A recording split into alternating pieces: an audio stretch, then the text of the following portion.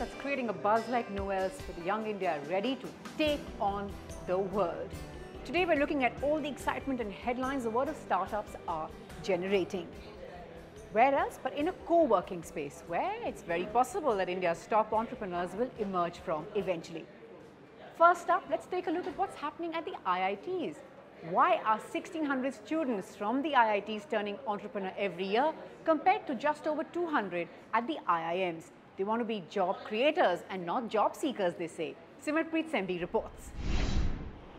They're one of India's premier institutions, and the IITs have produced some of India's biggest names. From top boardrooms to politics and government, writers and academics, and of course, tech gurus. The IIT stamp can be found everywhere. And the new horizon for the Indian Institutes of Technology seem to be startups. Being an entrepreneur was always considered to be a risky. Slowly, I think that mindset is changing, and the peer group and the parents are allowing them to take risks. Inspiring many students each year is the success of their seniors and peers. Rohit Bansal, who co-founded Snapdeal, Flipkart founders Sachin and Binny Bansal, and Dipender Goyal, the man behind Zomato, are some of those connected by their years at IIT. The list of IIT graduates setting up or working with startups is only growing.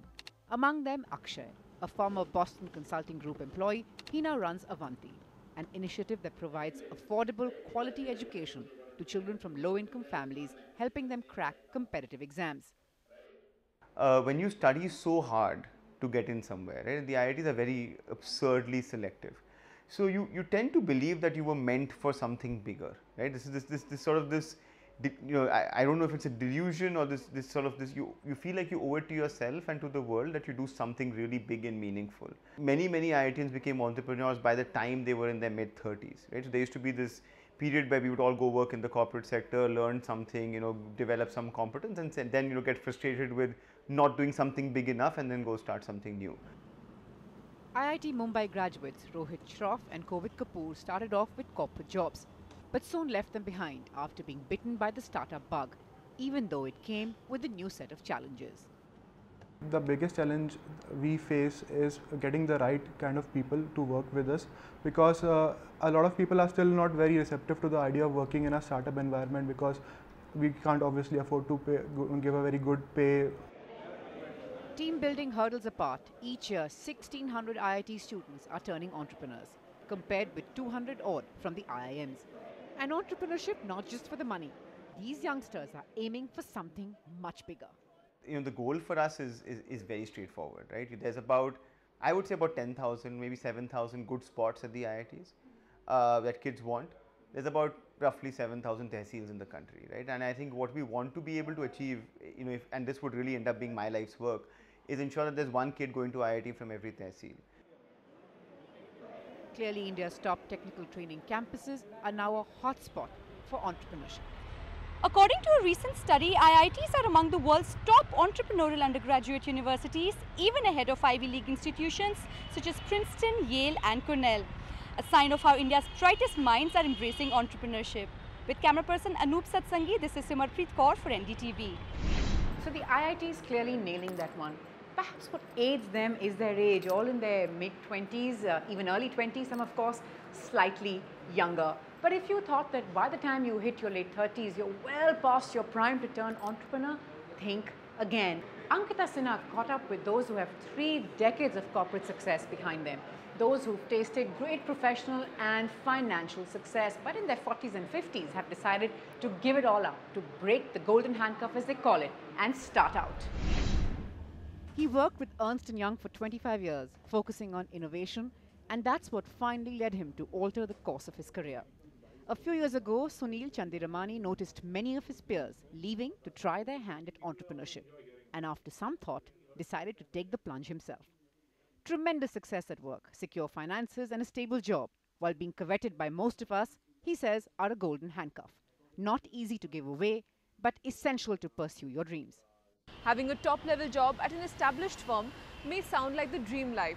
However, over a period of time, this often causes professionals to fall into a groove, because of which they are not faced with enough challenges that help them grow professionally. That's exactly the reason why Sunil Chandiramani decided to break away from the well-worn path and start up his own firm. I was leading the Global Innovation Task Force for EY globally, where I met numerous different partners, and each one had gone out and done something different. And that really got me thinking for saying, what's holding me back from pursuing my dream? I no doubt enjoyed everything that I did, but I had this dream about going out, working closely with entrepreneurs, making a difference, actually taking them IPO, and earning my fortunes through equity share rather than through a salary. And at that stage of point in time, I decided, I said, it's time for me to move on. I've done everything that I could. I've grown it into one of the largest practices in India, within the firm itself. And I said, I can do more of this, or I can pursue my dream. So that was my tipping point, and I said, I got to go pursue the dream. Sunil took the plunge and Nykaa Advisory Services was born. The company works with entrepreneurs, hand-holding them when it comes to strategizing their finances, calculating risks and getting their company on track. The move, of course, came with its own set of challenges, but this 46-year-old still feels it was worth it. You've been in an organization that long, you're at the helm, everybody knows you, you've got a full infrastructure going through for you, you're earning a good amount of money, there's consistent cash flow, you don't ever have to think twice about that. And when you start thinking about the other side, clearly you think about the fact that, well, you're going to start from scratch zero. What's it going to cost you to doing it? Are you really going to make money in the first few years? Are you not going to make money? Will people join you? Will you get clients or not? And therefore, there's a huge fear factor as well at the other end. From one Sunil to another, Sunil Motilala is one of Asia's top-ranked counsels in taxation and transfer pricing, and has under his belt 14 years of independent practice, a 3-year stint at PwC and 3 years at KPMG. But this wasn't enough. He went on to set up law firm Advaita Legal before leaving it in 2 years to start SML Tax Chamber, clearly bitten by the startup bug. Normally, when you leave a large organization, you either join a competing organization or you start an organization which competes with your earlier organization. Whereas in my case, my earlier organizations may in fact be my clients. I may be a service provider to them. So the reason is simple. Once you start an organization, you get again into the same rut. You have budgets, you have targets and things like that, and I wanted to avoid that really. Evidently, there's no age bar to turning entrepreneur. And while some have done it in their 40s and even 50s, others are doing so after a decade of working for a big corporate. The IT boom took Bipin to top firms like Intel. After 7 years, he says he needed a new challenge and decided to branch out on his own.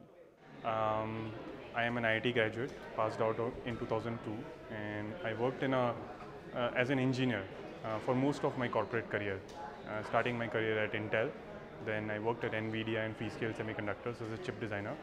Before I decided that I need to venture out on my own, and that's how I started MobiKwik. I was just bored of my corporate job. It's never too late to be an entrepreneur. So if you believe you have what it takes, this may be the best time to take the plunge. With Ankita Sinha and Abhishek Singh, Natasha Jog, NDTV. And one of the interesting concepts the whole startup space has thrown up is that of co-working. Varun, you were a co-founder of this co-working space that we are in. Now, to tell me something, how did you sort of think of it? I know it's an international concept, but not only is it sort of so successful here, but I mean, it seems to be spilling at the seams. How did it strike you? Were you sort of in the market looking for a space like this? Well, not actually. The best ideas happen serendipitously. So this was one of those. We started off trying to create something like Y Combinator, and the goal was to bring in some investors from Europe. $1 million was committed to us, and with that money we were going to take a space which was actually a basement in Mohan Estate, and we paid the rent and everything was going hunky-dory, and suddenly we get a call and they say, we've done research on the incubation ecosystem in Europe, it's not working so well, so we're pulling out. So we've put the deposits, we've got a space, it's a bat cave, it's in the basement, it's not a really nice space, but it's a space, right? We say, now we're stuck with the space, what do we do?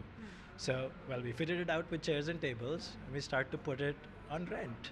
We have a co-working space, and within weeks and months, we have awesome people working with us and sharing the startup journey. So right. I guess things started from there.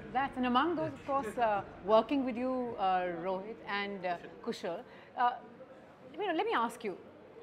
You guys, of course, have a super story. You guys found each other, discovered each other, stumbled upon each other right here in this co-working space. But before I get into that, I want to ask you, why are you an entrepreneur? Or why do you want to be an entrepreneur? For me, it's sort of a very difficult question to answer right now, because I am still exploring it, what all could be done in this field, because I mean every day you hear stories and you feel like you could be one of them. So I mean that is the primary reason I am eager to try this out. Kushal, is that your story as well? Have you done your homework to see if this is a good fit, or are you just sort of like trying it out? Not actually. For me, I was not satisfied with my job. I just wanted to create something, do something different. Maybe I think it's more in your blood or something, that you want to do something. You want to go out on your own and do something. Right. And how do you see sort of the risks involved? Does that ever sort of cross your mind? Yeah, but I think the joy of doing it is more than this. Yeah. And you guys discovered each other here. How did that happen? Right. And now you're partners. Yeah.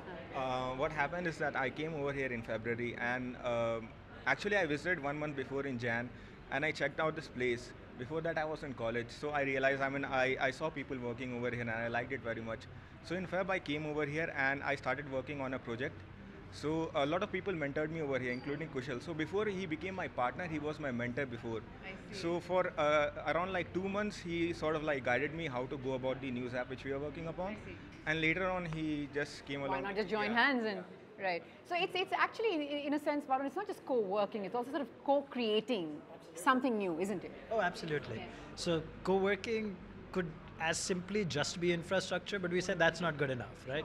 So this is my 6th venture. What did I learn through all of these ventures was you need a lot more when you're starting a business. So there's the infrastructure piece of it, but that's just the starting, just like this little pinky. There's the services, there's networking, there's knowledge, there's capital. So we bring all of those things within our spaces so that a business can pick up whatever services it needs to a la carte grow themselves.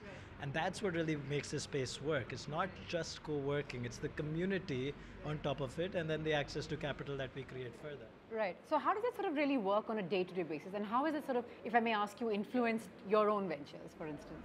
So I joined here like last year, and before that I was working somewhere else. Coming here, I would like compare joining a college. It's like you can do a correspondence course or join a college. And when you join a college, you get to learn 10 different things. So when I joined here, apart from my work, I got to learn a lot of things. I got to learn how to raise funds. I got to meet people who can help me with email marketing. Now all these services I get in-house, and I come to know things which I never heard of. How to play foosball. Yes, I'm a pro at that. So it's a whole community thing that's coming along, and I have like grown multifold in the past 1 year. So it's been excellent. Right, and the point, of course, that is being made over and over again these days, the startup space buzzing like it never has. And if we are to invest in this place, we are perhaps sitting on potentially something very, very big. Well, on that note, we're taking a quick break. Coming up after that, meet some Jack of Juggards and Chief Happiness Officers. Can't wait to find out more? Well, back right after this.